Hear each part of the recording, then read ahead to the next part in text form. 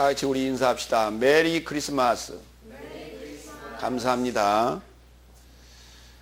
오늘은 2009년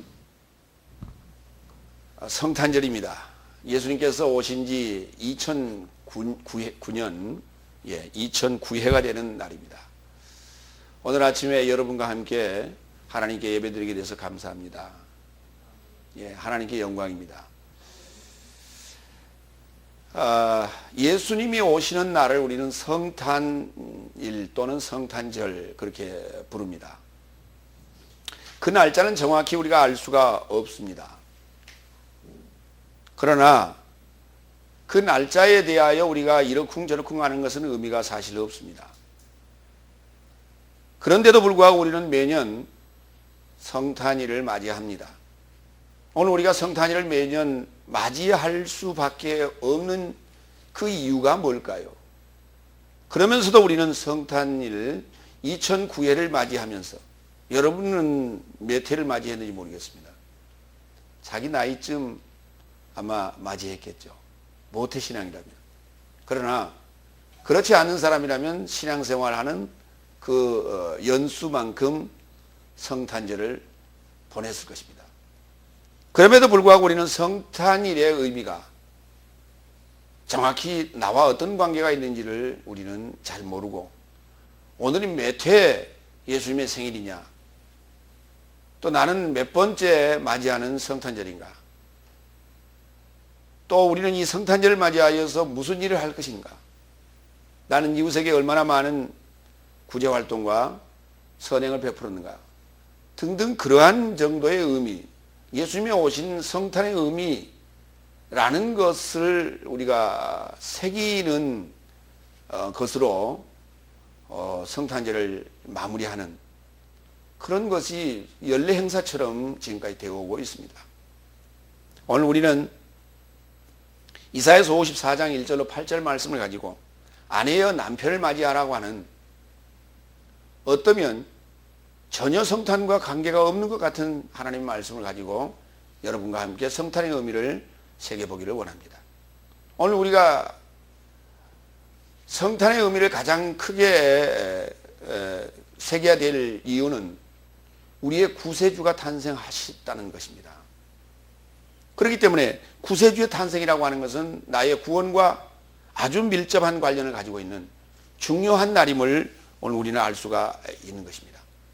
그런데 이 성탄의 거룩한 탄생, 거룩한 자의 탄생, 이 성탄의 의미가 곧 나의 구원과 직결된다고 하는 것이고, 내가 구원을 얻을 수 있다고 하는 것이 결국은 예수님의 탄생, 예수님의 만남이에요. 예수님과의 만남. 이 만남이 없이는 우리는 구원을 얻을 수가 없습니다. 그럼에도 불구하고 우리는 구원의 의미가 도대체 어떻게 정립이 되어 있고 어떻게 이해가 되어 있는지 잘 모르겠어요. 구원이라고 하는 게 뭐냐? 한마디로 얘기하면 물에서 건지는 것을 구원이라고 하는 것입니다. 그럼 물에서 건진다라고 하는 것이 오늘 우리는 글쎄 물에서 빠져 있느냐라고 하는 것이죠. 성경이 말하는 물에서 건짐이라고 하는 그 물은 사상을 얘기합니다. 홍수, 말씀의 홍수 속에, 사상의 홍수 속에 인생들은 빠져갑니다. 그리고 그 속에서 허우적거리고 살아갑니다. 그러나 자기가 죽어가고 있다는 사실은 모르고 있다는 것이 인생입니다. 그러나 우리가 홍수가 나면 가장 필요로 한 게 생수라고 하는 물입니다. 오늘 우리는 이제 그 사상의 홍수 속에서 허우적거리고 있는 나를 발견하고 내가 구원을 요청하는 자라면 주님께서 우리의 손을 붙잡아 주실 것이고, 그렇지 않은 자에게는 주님은 외면하실 것입니다. 그런데 그 주님을 어떻게 우리가 만나느냐라고 하는 것입니다. 오늘 우리는 복음을 전해 받은 그 자체로서 하나님 곧 그리스도 예수를 만났다고 생각합니다. 그러나 그것은 만난 게 아니었습니다. 그러면 우리는 예수를 어떻게 만나야 되는가라고 하는 것이죠. 이것이 구원의 시작입니다. 이사야서 54장 1절 우리가 다 같이 읽겠습니다. 불임녀 너는 소리쳐라. 출산하지 못하는 너는 고함 지르라. 산고를 겪지 못한 너는 부르짖으라. 궁핍한 여인의 아들이 안주인된 여인의 아들보다 많음이니라 여호와께서 말씀하셨도다. 불임녀라고 하는 것은 임신을 하지 못하는 성녀를 불임녀라고도 하기도 하고 성녀라고 하기도 합니다. 당연히 임신을 하지 못했기 때문에, 잉태를 하지 못했기 때문에 출산하지 못할 것입니다. 그리고 또한 출산하지 못했기 때문에 산고를 겪어보지도 못했을 것입니다. 이러한 여인을 성경은, 오늘 개역성경에서는 그를 뭐라고 했느냐 하면, 남편 있는 자의 홀로된 여인이 그랬어요. 이걸 홀로된 여인이, 그러니까 과부를 얘기하는 것입니다. 그러니까 과부라고 하는 것은 남편을 잃었거나 남편에게서 버림을 받았거나 둘 중에 하나입니다. 그것을 홀로된 여인이라 이렇게 지금 얘기를 하는데, 성경은 홀로된 여인이 아니 궁핍한 여인이라고 말합니다. 남편이 없는 것도 궁핍한 일이요, 자식이 없는 것도 궁핍한 일이라는 것입니다. 이 궁핍한 여인의 아들이 안주인된 여인의 아들보다 많음이니라.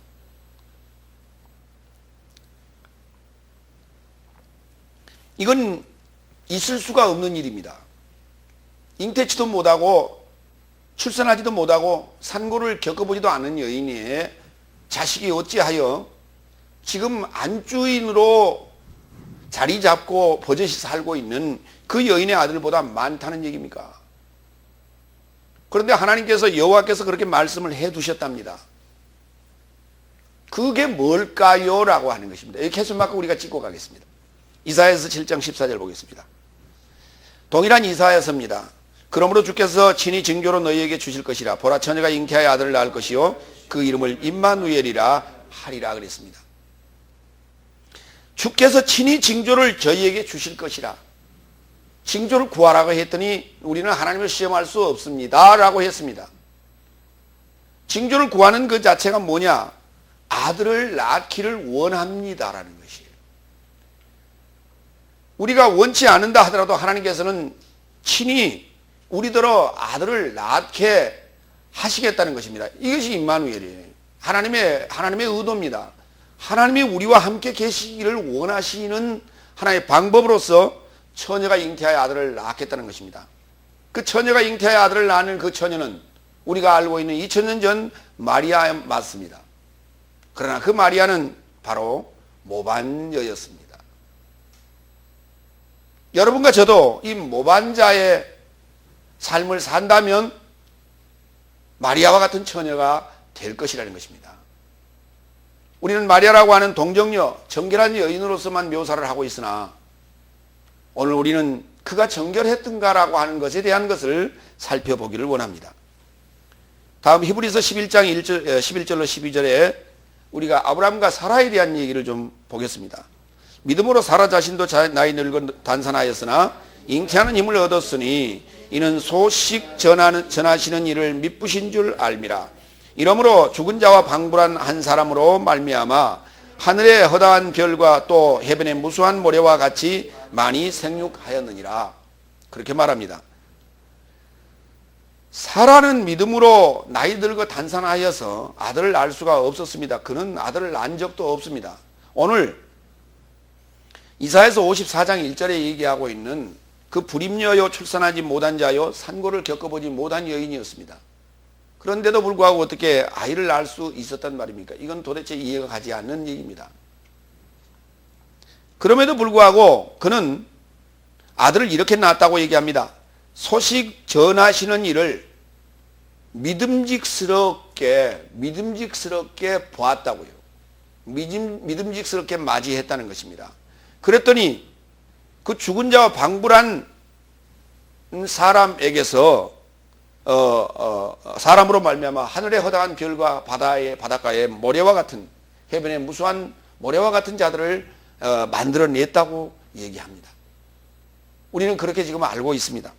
그런데 갈라디아 3장 16절에서는 그 아브라함의 후손이 유대인이라고 하는 저 많은 사람들을 가리킨 것이 아니라고 사도 바울은 정의를 하는데요.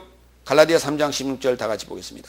그 확실한 소식이 아브라함으로 구전되었으니 그 후손에게 한 것이니 여러 삶에 연계된 것처럼 후손들이라 말하지 않고 오히려 하나에 연계된 것처럼 내 후손에게라 하셨으니 그는 그리스도시니라 그랬습니다.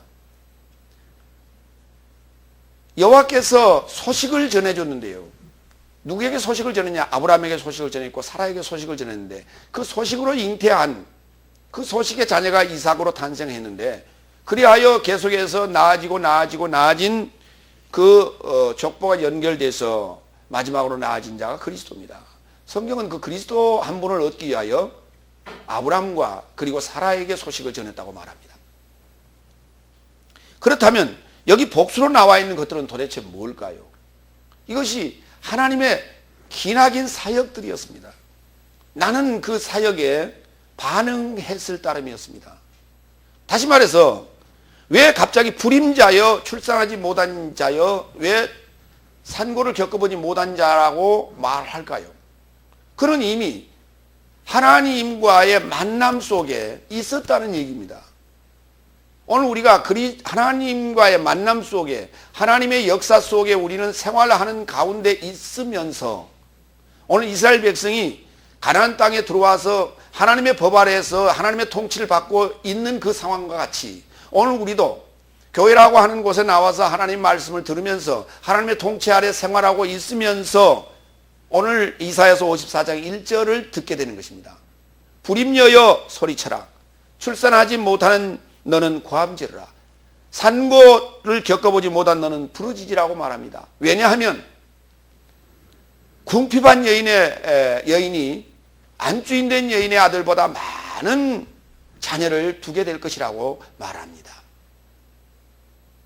오늘 이 말씀은 오늘 우리에게 지금 전하시는 하나님의 메시지인 것을 여러분이 받으시기 바랍니다. 그러면 그보다 먼저 아브라함 이전에 창세기 3장 아담과 하와에게 주신 하나님의 예언적인 부분을 살펴보도록 합니다. 창세기 3장 15절 봅니다. 내가 너로 여자와 원수가 되게 하고 너의 후손도 여자의 후손과 원수가 되게 하리니 여자의 후손은 머리인 너를 상하게 할 것이요 너는 발꿈치인 그를 상하게 할 것이니라 하시고 그랬습니다. 오늘 지금 우리 개역성경에는 이 부분을 이렇게 번역했습니다. 여자의 후손은 너의 머리를 상하게 할 것이요 너는 그의 발꿈치를 상하게 할 것이라 이렇게 되어 있습니다. 그러나 그게 너의라는 소유격이 아닙니다. 그렇기 때문에 너와 머리가 동격이고요 너와 발꿈치가 그와 발꿈치가 동격입니다. 그렇기 때문에 여자의 후손은 머리가 되는 뱀 너를 상하게 할 것이고 너의 후손도 또한 너를 상하게 할 것이요 또 너는 발꿈치가 되시는 바로 여자의 후손인 그리스도를 상하게 할 것이라는 거예요. 이것이 아담 이후 첫사람 아담 이후에 지금 그 후손과 그리고 뱀의 후손이 전쟁이 있을 것을 예고하고 있습니다. 이것은 누구나 피할 수 없는 필연적인 역사요 사건이요 전쟁이라는 것입니다. 모두가 이 전쟁을 겪고 있으나 저 사단의 뱀의 편에 있는 자들은 그 전쟁을 겪을 이유가 없겠죠. 그러나 그는 사망의 늪으로 지금 빠져들어가는 자요. 그러나 우리는 그 사망의 늪에서 구원해 주세요 하나님께 우리가 요청하는 자라면 사단과의 전쟁은 필연적이라고 하는 것을 우리는 깨달아야 됩니다. 갈라디아서 4장 27절로 31절로 보겠습니다. 신약에서 사도 바울이 이 아브라함과 그의 후손에 대해서는 이렇게 얘기를 합니다. 기록된 바 낳지 못한 성녀여 즐거워하라. 산고치 못한 자여 터뜨리고 소리쳐라. 이는 고독한 이의 이 자녀가 남편 가진 이보다 많기 때문이다. 형제들아 우리는 이삭을 좇는 확실한 소식의 자녀이니라.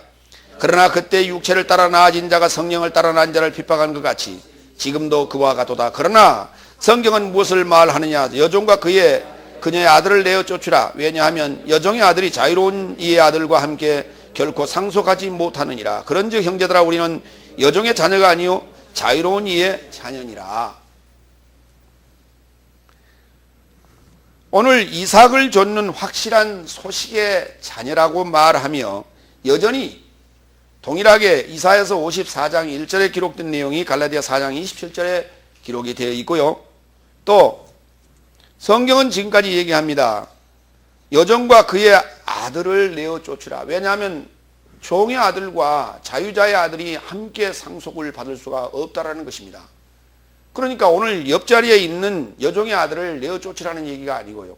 여러분과 제 자신 속에 있는 그 사단의 사상, 뱀의 지식이 바로 나에게는 종의 아들입니다. 성경은 오늘 아들이라는 단어도 쓰고 자녀라는 단어도 쓰고 그리고 자손들이라는 여러 가지 그런 복수적인 표현도 씁니다만은 이 모든 것들이 뭐냐? 다 사상입니다. 사람들로 보니까 지금 우리가 성경이 이해가 되지 않는 거예요. 그것이 사상들입니다. 누가 하나님이 지식이고 아브라함이 지식이고 아담이 지식이고 하와도 지식이고 사라도 지식이었습니다. 마태복음 1장을 보면 먼저 창세기 4장을 보면 아담이 하와를 알았다고 했어요. 그것을 개역성경에는 동침이라고 번역을 해놨습니다.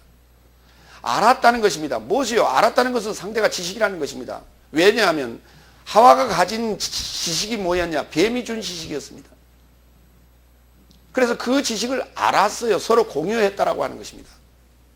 그래서 낳은 자가 누구냐 하면 가인이었고 아벨이었습니다. 그런데 요셉은 마리아가 잉태했을 때 잉태한 그 마리아가 가지고 있는 그것이 뭐냐면 지식이었습니다. 그런데 그 지식은 우리가 일반적으로 지금까지 알고 있었던 뱀의 지식이 아니라는 거예요. 새로운 지식이 지금 잉태되어 있는데 그것을 알지 못했다고 했습니다. 왜? 낳기까지도.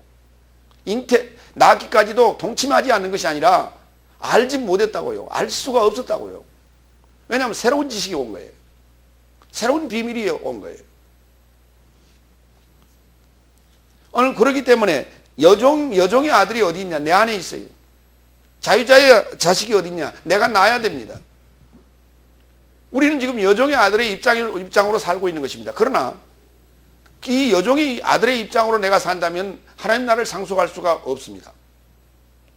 그렇다면 자유자의 자식이 나와야만이 내가 하나님 나라를 상속할 수 있다는 말이 됩니다.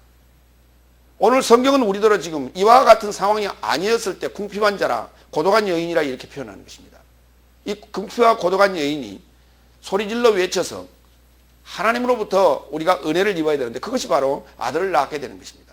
그 자유자의 아들이 결국 내 안에 도사리고 있는 그 종의 아들과 전쟁을 벌여서 그를 쫓아내고 나는 하나님의 나라를 상속하는 이 영광의 선물을 얻게 되는 것입니다. 시편 113편 1절로 9절도 보겠습니다. 할렐루야. 여호와의 종들아 찬양하라. 여호와의 이름을 찬양하라. 이제부터 영원까지 여호와의 이름을 찬송할지어다. 해 돋는 데서부터 해 지는 데까지 여호와의 이름이 찬양을 받으리로다. 여호와를 모든 나라 위에 높으시며 그 영광은 하늘 위에 높으시도다.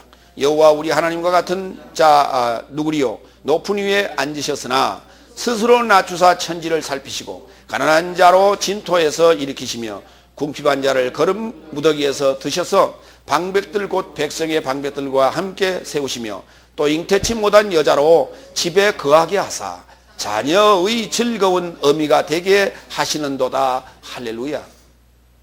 그렇습니다. 주님이 여호와께서 스스로 낮추고 천지를 살피시고 그리고 우리로 잉태치 못하던 여자로 집에 거하게 하사 어느 집에요? 하나님의 집에 거하게 하사 자녀의 즐거운 어미가 되게 하시는도다. 이게 여호와께서 오셔야 될 이유입니다. 여호와께서 하감하시는 이유가 바로 이겁니다. 여호와의 오심이라고 하는 것은 수차례 구약에서도 여호와께서 강림하십니다. 그 목적이 뭐였냐고요? 오늘 우리로 그 산자의 어미 되게 하시고자 하는 거예요.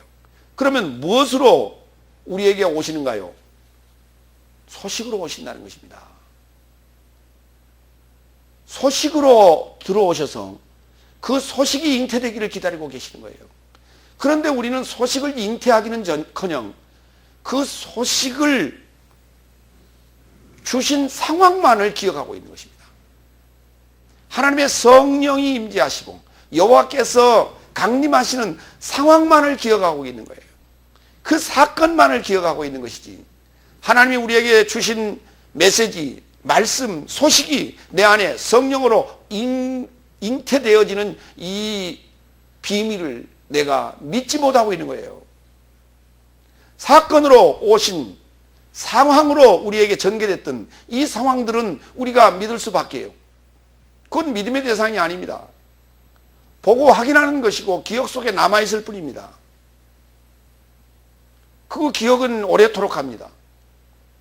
그렇기 때문에 우리에게 보여지는 현상들이, 그림들이, 그리고 어떤 만들어 놓은 상이 우리의 사고를 하나님의 뜻에 가깝게 가기를 방해하고 있는 것이에요.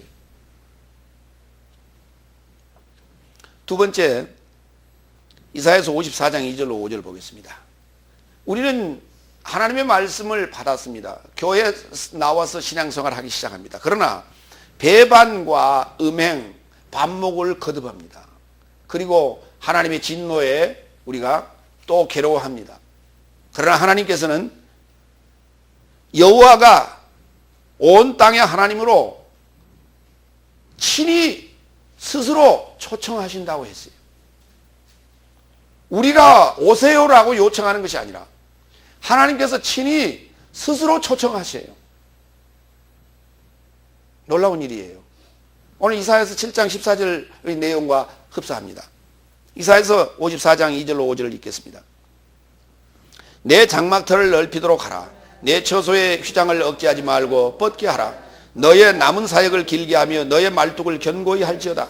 왜냐하면 내가 좌우로 퍼지며 내 씨가 열방을 차지하여 황폐한 성읍들에 그들을 거주케 하라. 너는 두려워해서는 안 된다. 너는 부끄럽지 않고 창피하지도 않도다. 네가 당황해야 하지 말 것은 내가 내 젊음의 수치를 잊겠고 과부의 치욕을 다시 기억하지 않으리라. 왜냐하면 너를 지으신 내 주인이신 그의 이름은 만군의 여호와시며 너를 구속하며 이스라엘의 거룩한 자가 온 땅의 하나님으로 스스로 초청하실 것이다. 이사야서 1장부터 지금 53장까지의 모든 상황들이, 그 중에 이제 다른 내용도 있습니다만은 이스라엘의 범죄, 이스라엘의 음행, 이스라엘의 반역, 이와 같은 내용들을 지금 다루고 책망하고 있는 상황이에요. 그럼에도 불구하고 우리 하나님께서는 우리를 다시 부르시겠다는 것입니다. 그런데 그 부를 때 주님 앞에 우리가 나아가는 우리의 모습이 이런 모습이에요. 두려워해야 될 우리의 모습이고요. 부끄러워해야 될 우리의 모습이고요. 창피해야 될 우리의 모습이고요. 얼굴을 들 수 없는 그러한 당황해야 될 우리의 모습이고, 우리의 젊음의 수치가 너무나 더럽고 하나님 앞에 정말 나아갈 수 없는 것이고, 과부의 치욕이 너무나 수치스러워서 하나님 앞에 감히 나갈 수 없는 상황임에도 불구하고 하나님께서는 그렇지, 그걸 잊어버리라고 얘기합니다. 그렇게 기억하지 말라고 얘기합니다. 왜냐하면 너를 지으신 내 주인, 내 남편, 주인, 바알이라고 얘기했습니다. 그래서 주인이라고 하는 단어를 바알이라고 했어요. 왜 바알이라고 했느냐? 남편은 사실은 바알이라고 하면 안 돼요. 이시라고 해야 돼요. 히브리어로. 그런데 바알이라고 하는 것은 이방신을 지금 얘기할 때 바알이라고 하는데, 이스라엘 백성들이 워낙 그 지금 사상 자체가, 언어 자체가 지금 아수르와 이렇게 동화되어 있어요. 다시 말해서 외래어가 많이 들어와 있다 이 말이에요. 그러니까 이 시라는 이런 단어 너무 흔해 빠졌고 생소하게 또 새로는 느껴지기 때문에 여호와께서는 지금 그들이 자주 쓰는 바알이라는 단어를 그냥 쓰는 거예요, 지금 이렇게. 근데 바알이라는 단어가 바로 그 지금 남편이 아니고 주인이라는 게 아니고, 그 주인이 곧 남편이죠. 이와 같이 너의 주인이신 그의 이름은 만군의 여호와시며 너를 구속하며 이스라엘의 거룩한 자가 온 땅의 하나님으로 스스로 초청하실 것이다. 스스로 여기 오셔서 친히 오셔가지고 하나님 오시옵소서 이런 식으로 초청하실 것이라는 거예요.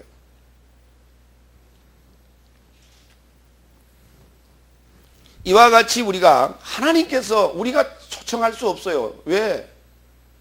죄인이 어떻게 하나님을 보자고 합니까? 염치가 있어야 보자고 하죠. 그런데 그 상황들을 좀 열거하겠습니다. 이사야서 1장 18절로 23절. 여호와께서 말씀하시되 오라 우리가 서로 변론하자. 너희 죄가 주홍 같을지라도 눈과 같이 희어질 것이요 진홍같이 붉을지라도 양털같이 되리라.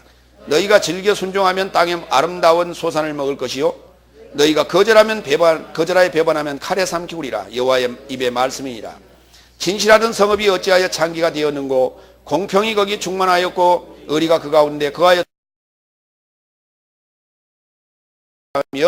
를 위하여 아니하며 과부의 송사를 소리치 아니하는도다. 지도자나 백성이나 모두가 다 지금 정상이 아닙니다. 하나님을 배반했습니다. 여호와의 율법을 떠났습니다. 이것을 하나님께서는 창기가 되었다, 음행한다, 배반하였다 이렇게 얘기하고 있습니다. 하나님을 버리는 것 자체를 음행한 것이다, 음란한 행위다, 남편을 버린 것이다 이렇게 지금 성경은 말합니다. 그럴지라도 주님께서는 친히 하나님으로 초청하실 것이라는 거예요. 우리를. 왜? 우리의 구원자가 되시기 때문에.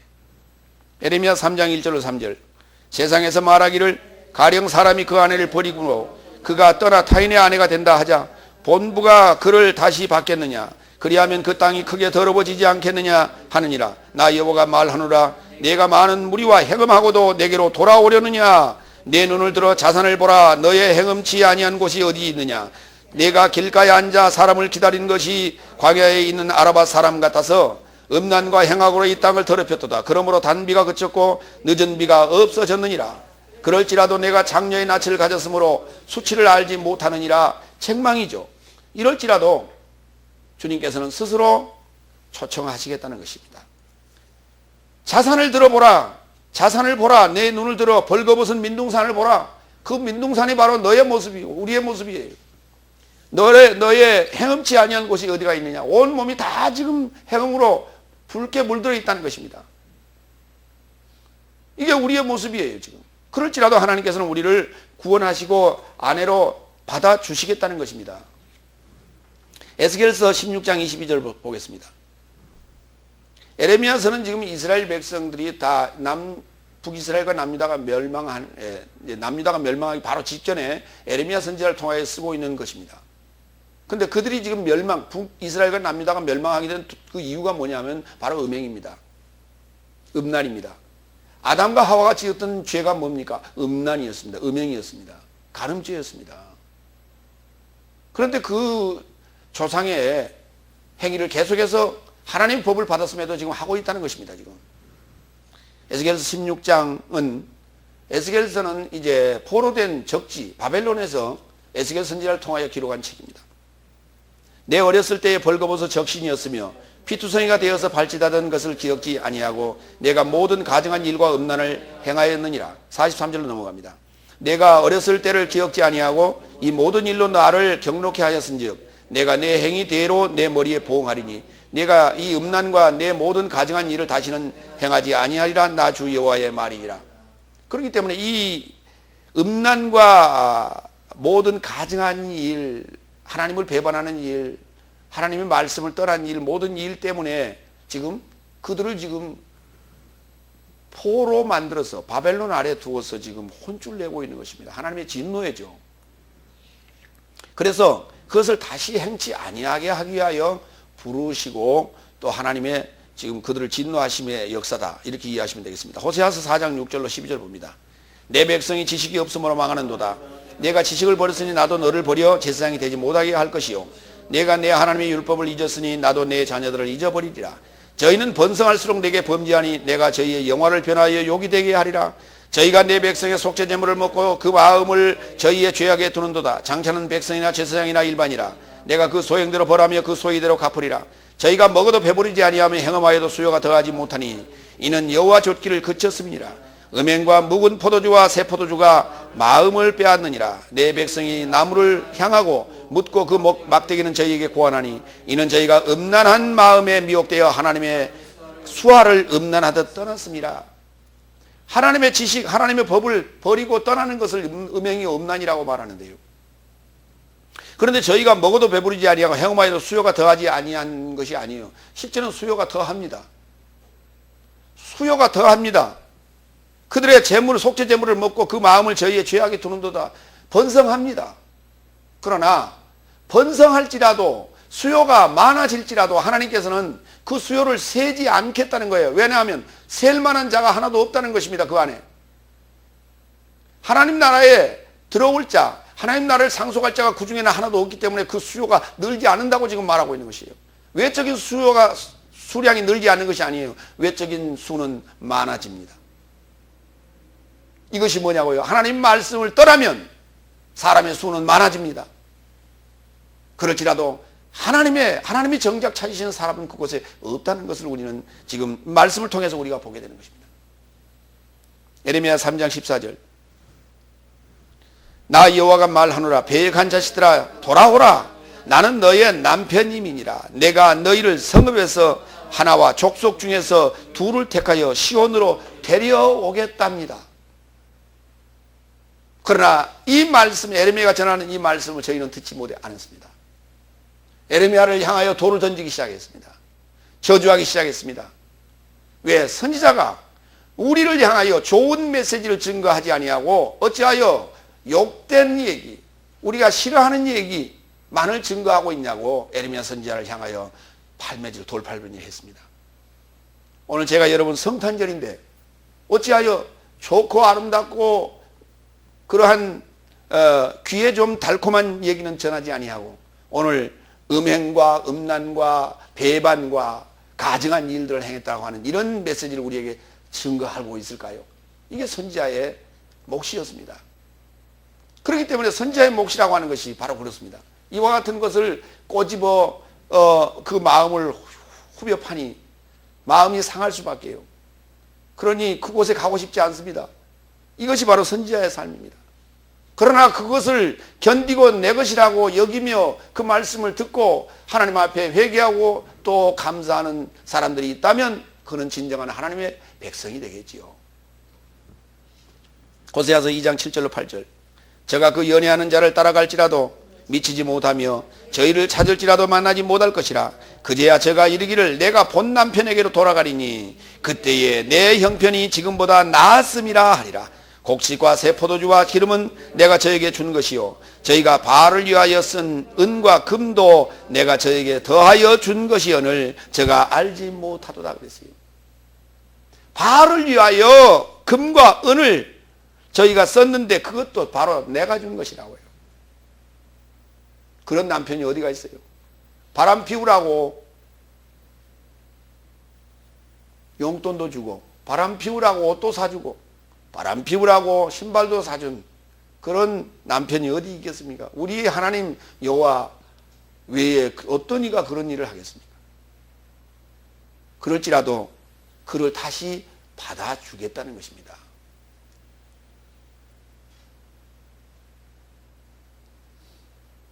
저로서는 이게 용납이 안 돼요. 저는 그거 못하겠어요. 절대. 근데 우리 하나님은 하시겠답니다. 이게 하나님이시기 때문에 가능한 일이에요. 인간은 이거 어렵습니다. 에레미야서 11장 3절 4절. 그들에게 이르기를 하나님의 이스라엘의 하나님 여호와께서 이같이 말씀하시되 이 언약의 말을 좇지 않은 자는 저주를 받을 것이니라. 이 언약은 내가 너희 열조를 새 풀무 애굽 땅에서 이끌어내던 날에 그들에게 명한 것이라. 곧 내가 이르기를 너희는 나의 목소리를 청종하고 나의 모든 명령을 좇아 행하라. 그리하면 너희는 내 백성이 되겠고 나는 너의 하나님이 되리라고 또 선지자는 외칩니다. 그러나 그들은 그 말에 순종치 않았습니다. 이 말이 무슨 말인지 몰랐어요. 지금도 우리는 하나님 백성이지 않소? 라고 얘기하고 있었습니다. 하나님이 우리를 애굽 땅에서 광야를 통해서 이곳에 우리에게 땅을 우리 조상들에게 줘서 우리가 여기서 지금 살고 있지 않소? 비록 남북이 갈라졌고 북쪽이 지금 아수르의 포로가 되어버렸지만은 패망해버렸지만은 그럴지라도 우리는 지금 예루살렘 성전을 잘 지키고 살고 있지 않습니까? 예레미야 선지자요. 무엇을 또 어떻게 하라는 얘기입니까? 이렇게 악하고 가증했어요. 자기의 음란한 행위를 알지 못했습니다. 오늘 우리 이 땅에 이 시간에 살고 있는 우리가 지금 이러고 있는 모습이라고요. 유럽이 그랬었다고요. 그래서 유럽은 하나님께서 다 패망시켜버렸어요. 그들의 육신의 삶의 질은 높아갔을지 모르지만은 하나님을 사모하는 그런 영적인 삶의 질은 지금 바닥입니다. 하나님은 떠났어요. 그들을 버렸습니다. 그러나 돌아오기를 지금도 원하고 있겠지요. 그들을 주께로 돌이키는 데는 바로 선지자의 목소리가 필요합니다. 바로 여러분과 저의 목소리가 필요한 거예요. 우리나라가 세상 사람들이 깜짝 놀라는 일입니다. 기독교가 들어와서 아주 급속한 성장을 했고 전 세계가 놀랄 만한 일이에요. 왜냐하면 전 세계의 그 상황들을 보니까 우리만큼 성탄절을 믿지 않는 자든 믿는 자든 성탄절을 즐기는 나라는 우리나라밖에 없어요. 미국 말고. 전 세계에서 영국은 문화적으로 기독교예요. 미국도 문화적으로 전부 기독교 국가예요. 그렇기 때문에 그러려니 합니다. 왜냐하면 대통령이 취임을 할 때도 성경 위에 손을 얹고 선서를 하지 않습니까? 우리나라는 그렇지 않아요. 우리나라는 그런 정도의 기독교 국가는 아니에요. 영국과 미국은 아예 기독교 국가예요, 원래. 그래서 문화 자체가 그렇게 배어 있는데 거기를 제외한 나머지 국가 중에 우리나라의 인구의 20%, 겨우 20%나 될뚱말뚱하는 소위 850만 정도의 기독교, 그리고 이제 천주교를 합하면 좀 더 됩니다만은 이러한 나라에서 온 믿는 자가 됐든 안 믿는 자가 됐든 성탄절이 가까이 오면 모두가 다 난리가. 어제는 24일인데 내가 집에 설교 준비하고 있는데 몇 군데서 전화가 왔어요. 밖에 나가봤더니 아주 혼쭐났다는 것이에요. 왜요? 차 몰고 나갔습니까? 그랬더니 아니, 차 몰고 나가지 않았다는 거예요. 대중교통 이용했는데 얼마나 사람이 많은지 돌아설 틈이 없다는 거예요. 그런데 차를 몰고 나가신 분들도 얼마나 도로가 막히는지 전국적으로 다 도로가 막히는 거예요. 연휴 때문에 이제 아마 오늘 이제 25일이 금요일이고 내일 또 토요일이 연휴, 또 다음 주일이기 때문에 아마 놀러 가는 분들이 많을 거예요. 예. 근데 25일 날 빨간 글씨로 공휴일을 삼는 나라도 그렇게 많지 않다는 거예요. 그리고 성탄절에 이렇게 즐거워하고 축제로 이렇게 즐기는 나라도 많지 않다는 거예요. 전 세계에서 몇 개가 되지 않습니다. 그렇게 하나님의 축복을 받은 우리 한국일지라도 우리가 선지자의 말을 남의 얘기처럼 여긴다면, 귓등으로 우리가 흘려버린다면 우리도 유럽과 같이 될 수밖에 없다는 것입니다. 나는 이게 늘 염려스럽고 걱정스러운 거예요. 세 번째, 이럴지라도 우리 하나님께서는 우리를 지금 부르고 계시고 또 우리의 신랑 되시기를 원하고 계신다 라고 하는 것을 여러분이 아시기 바랍니다. 세 번째, 이사야서 54장 6절로 8절, 여호와의 신부, 그리스도의 신부에 대해서 보겠습니다. 왜냐하면 여호와께서 마음에 새겨두고 버려진 아내 같은 너를 초청하신 것이니 이는 어릴 적에 아내인 그녀가 스스로 거절하였다고 너희 하나님께서 말씀하셨느니라. 내가 잠시 너를 버렸으나 큰 긍휼로 너를 모을 것이요 내가 넘치는 진노로 내 얼굴을 내게서 잠시 가리웠으나 영원한 자비로 너를 긍휼히 여겼노라. 내 구속자 여호와께서 말씀하셨노라. 우리는 하나님의 아내로 지음받았습니다. 그럼에도 불구하고 우리가 외부로부터 들어오는 그 뱀의 유혹, 뱀의 지식, 이것을 막아내지 못했습니다. 이것이 뭐였습니까? 바로 간음이었습니다. 그럴지라도 하나님께서는 우리를 다시 우리가 거절하고 갔다는 거예요. 우리가 하나님을 거절하고 갔다는 거예요.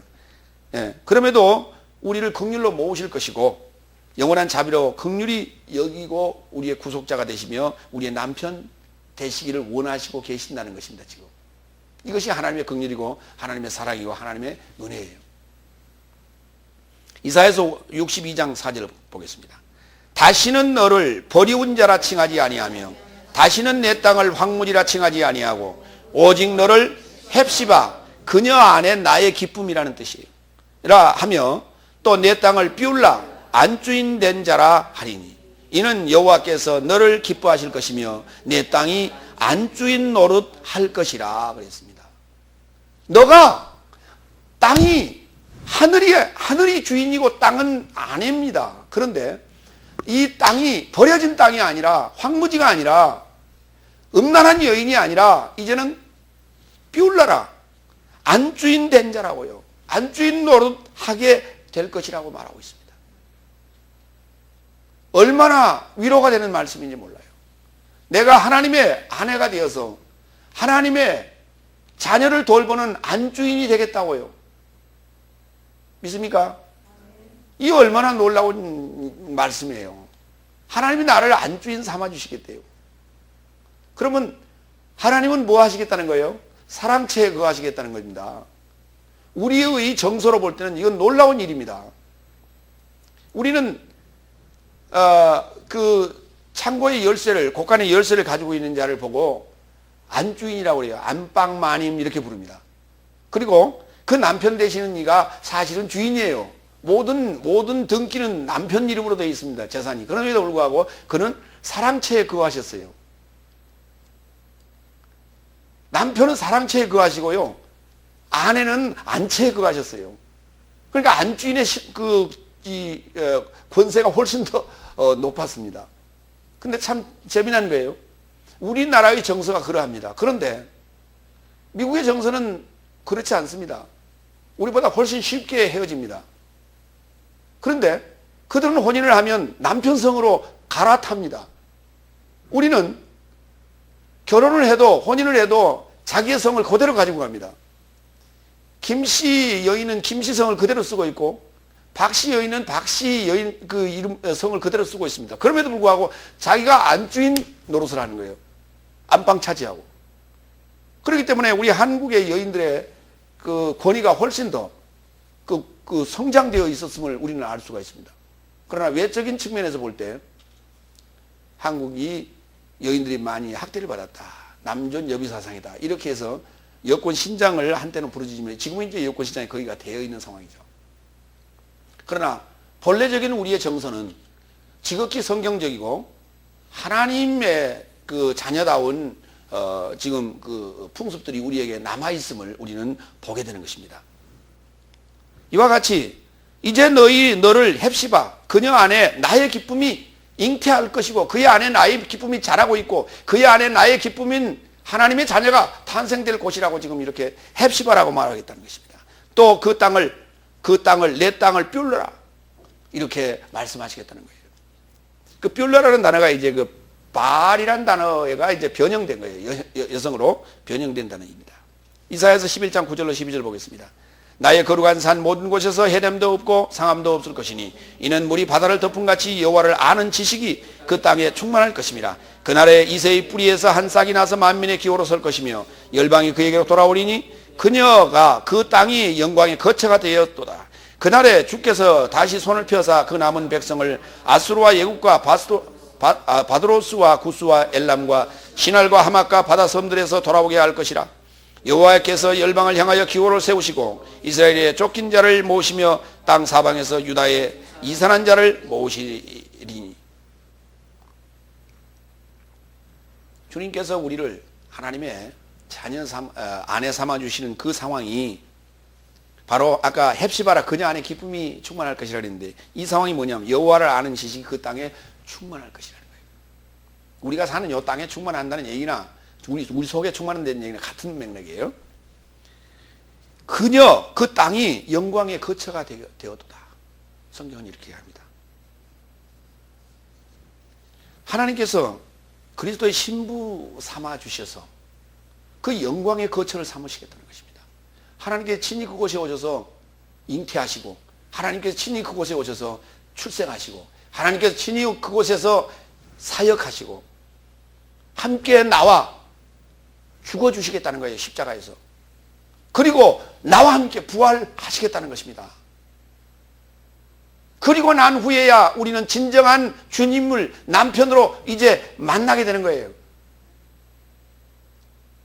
그 전까지는 남편이라고 지금 알지 못하고 살아갑니다. 그 만남이 바로 마태복음 25장 1절로 7절 열처녀의 비유의 얘기입니다. 예수님께서는 이렇게 말씀하셨죠. 너희가 금식하는 것이 옳지 않다. 나와 함께 있을 때는.